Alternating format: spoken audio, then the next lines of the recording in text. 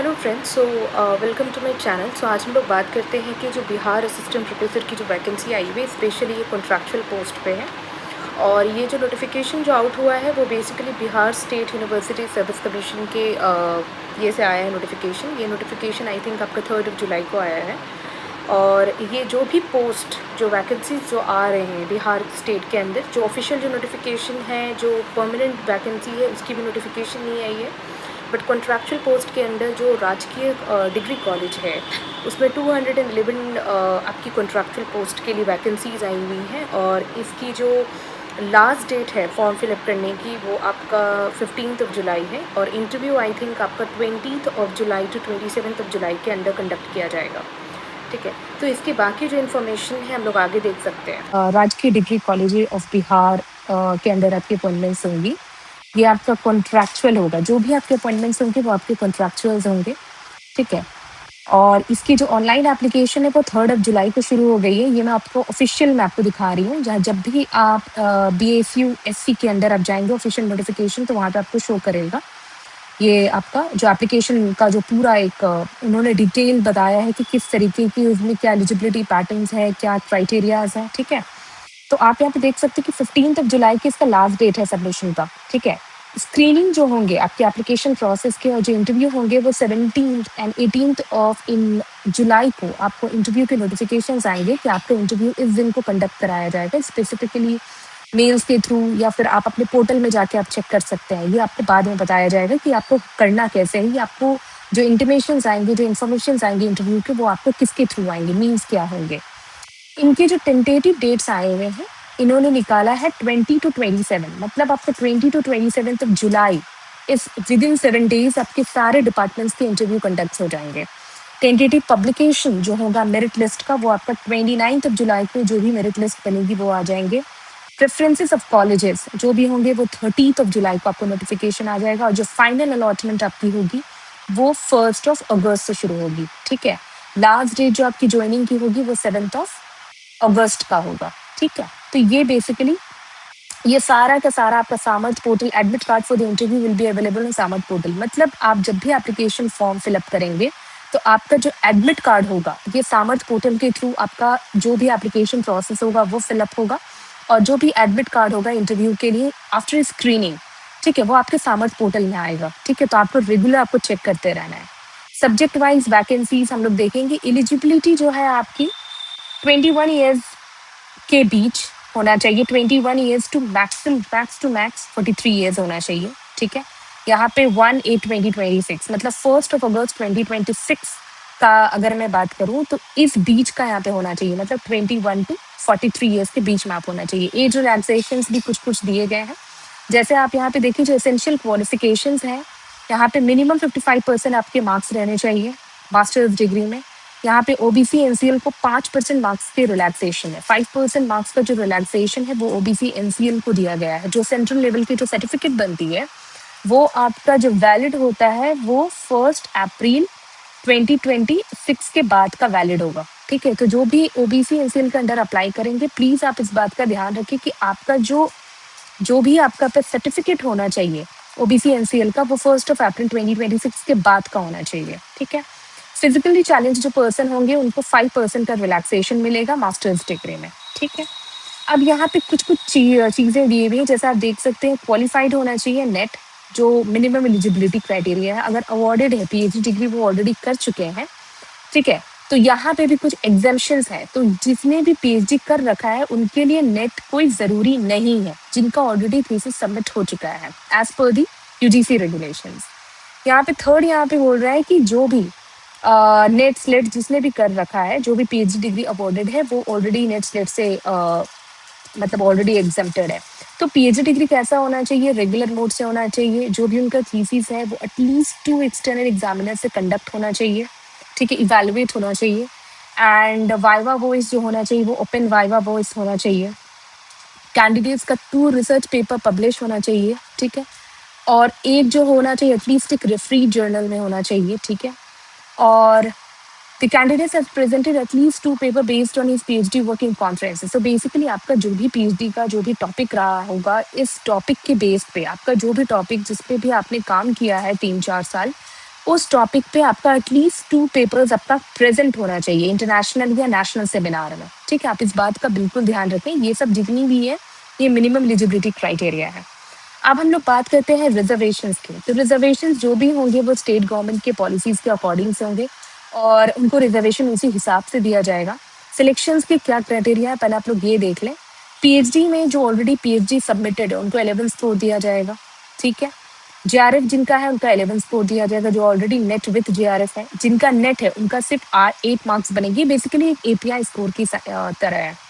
Post graduation में जिनका 80% के अबव है इनके 26 मार्क्स बनेंगे, जिनका 70 to 80% उनका 23 बनेंगे, 60 to 70% 20। तो आप देख सकते हैं कि ये जो बेसिकली जो परमिसिबल स्कोर है वो दिए गए हैं कि आपके किस किस तरीके से स्कोरिंग्स होंगे, ठीक है? आप ग्रेजुएशन में अगर 80% अबव है तो 17 बनेंगे, अगर 60 to 17% है तो 13 बनेंगे, जो मैक्सिमम लोगों का इतना में ही होता है। इंटरमीडिएट के जो मार्क्स है वो 13 स्कोर है, जो 10th के हैं वो 10 है, ठीक है? तो ये सब कुछ काउंट होगा। ऐसा हम लोग देखते हैं बेसिकली जो ग्रेजुएशन के जो मार्क्स है वो सिर्फ बेसिकली एपीआई स्कोर में क्या होता है कि ग्रेजुएशन के मार्क्स से काउंट होते हैं, ठीक है? बट यहाँ पे 10th और 12th के मार्क्स भी यहाँ पे काउंट होंगे, ठीक है?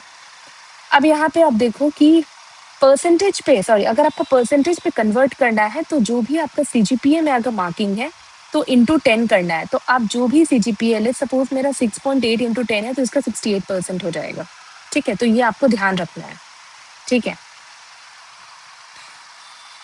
ओके, सो आप यहाँ पे देख सकते हो कि इंटरव्यू जो कॉन्ट्रैक्चुअल अपॉइंटमेंट्स होंगे, in case of contractual appointment, the maximum mark allotted for interview, including the teaching skill demonstration, shall be 12 marks as described below. तो आप देख सकते हैं कि यहाँ पे जो इंटरव्यू होगा ये बेसिकली 12 मार्क्स का कंडक्ट किया जाएगा। इस मार्क्स में आपको 6 मार्क्स से यहाँ पे जो है ना डिवाइडेड है, 6 मार्क्स यहाँ पे डिवाइडेड है। तो एक का जो 6 मार्क्स है वो आपकी टीचिंग स्किल्स पे बेस्ड होना चाहिए।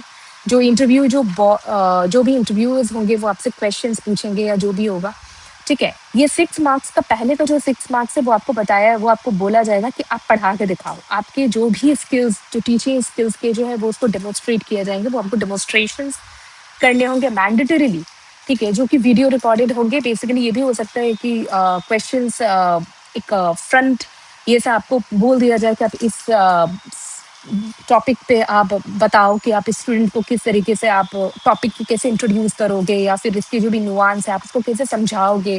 तो ये सब चीज़ें आपको करनी होंगी। Rest of the 6 marks that shall be awarded based on interaction with the interview board. तो बेसिकली जो सेकंड का जो 6 मार्क्स है वो आपका किस पे बेसिस होगा, जो आपके जो भी इंटरेक्शंस होंगे, जो क्वेश्चंस होंगे, जो ओपन एंडेड क्वेश्चंस होंगे, जो आपके सामने से पूछा जाएगा इंटरव्यू बोर्ड के द्वारा, ठीक है? तो ये 6 मार्क्स का आपका यहाँ पे डिवाइडेड है। तो ये आपका कितना मार्क्स का हो गया? 12 मार्क्स का। तो आपको ध्यान रखना है कि आपकी जो इंटरव्यू होगी वो टोटल ऑफ 12 मार्क्स की होगी। मेरिट लिस्ट जो भी बनेगा, ठीक है, वो आपका जो भी मेरिट लिस्ट होगा वो आपका सबका काउंट करके बनेगा। जितने भी सारे आपके अकेडमिया से रिलेटेड जितने भी सारे आपके पोस्ट बन रहे हैं, प्लस आपका जो इंटरव्यू जैसा भी है, तो आपका एप्लीकेशन प्रोसेस करने के बाद डायरेक्ट आपके इंटरव्यूज ही होंगे, आपकी स्क्रीनिंग होगी एप्लीकेशन की। इसके बाद डायरेक्ट आपको बता दिया जाएगा थ्रू नोटिफिकेशन कि आप यहाँ पे इंटरव्यू को इस डेट में आपकी इंटरव्यू हो रही है और आप इस डेट में आपको आना है, ठीक है? यूनिवर्सिटी अलॉटमेंट के बारे में अगर हम लोग बात करें तो किसी तरीके के भी चेंज इन प्रेफरेंसेस नहीं होंगे।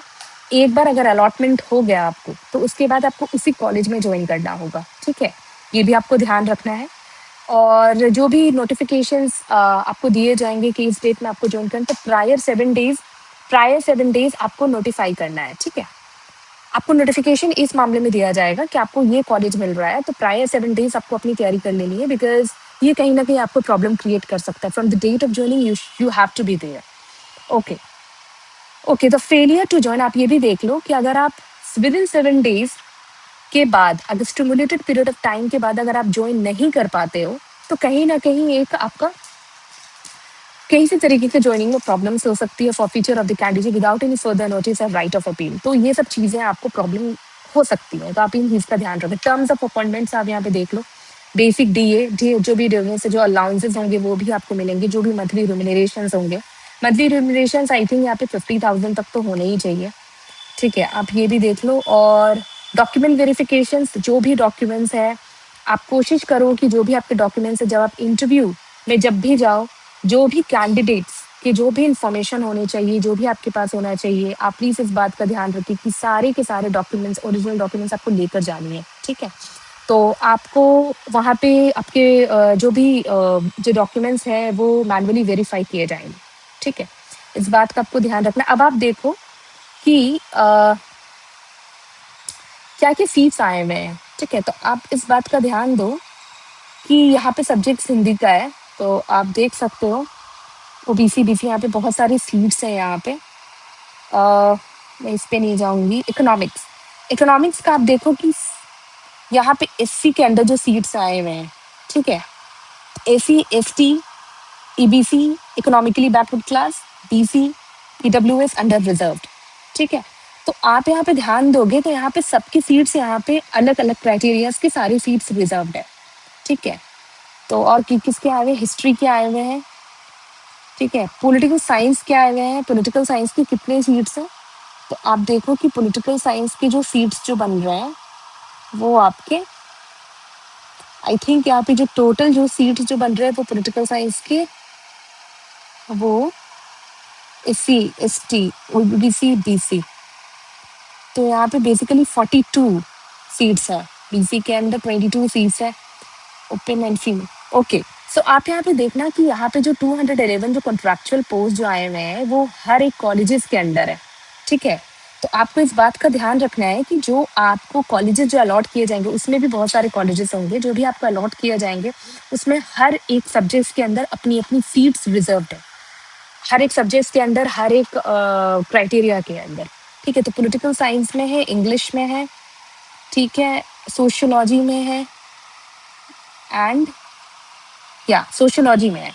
तो इन सब्जेक्ट्स में आपके आए हुए हैं, तो इंग्लिश है, सोशियोलॉजी है, पॉलिटिकल साइंस है, इकोनॉमिक्स है, बहुत अच्छे अच्छे सब्जेक्ट्स की वैकेंसीज आई हुई हैं। तो प्लीज़ आप इस वैकेंसी को ज़रूर फिल करें, ठीक है? ये काफ़ी अच्छी वैकेंसीज है। आई थिंक इसके जो रिम्यूनरेशन होंगे वो भी काफ़ी अच्छे रिम्यूनरेशन होंगे, ठीक है? तो आप लोग प्लीज़ इस वैकेंसी को ज़रूर फिल करें, और एटलीस्ट नहीं भी होता है तो आप लोग एक बार इंटरव्यू में ज़रूर अपीयर करें। और कुछ भी क्वेश्चंस है, किसी तरीके की क्वेरीज हैं, तो इस चीज़ को आप लोग मेरे कमेंट बॉक्स पे फिल करें, एंड एक बार क्वेरीज अगर मुझे समझ में आती है तो मैं उस क्वेरीज को रिजॉल्व करने की मैं कोशिश करूँगी, बट प्लीज़ इस वैकेंसी को ज़रूर फिलअप करें। Okay then.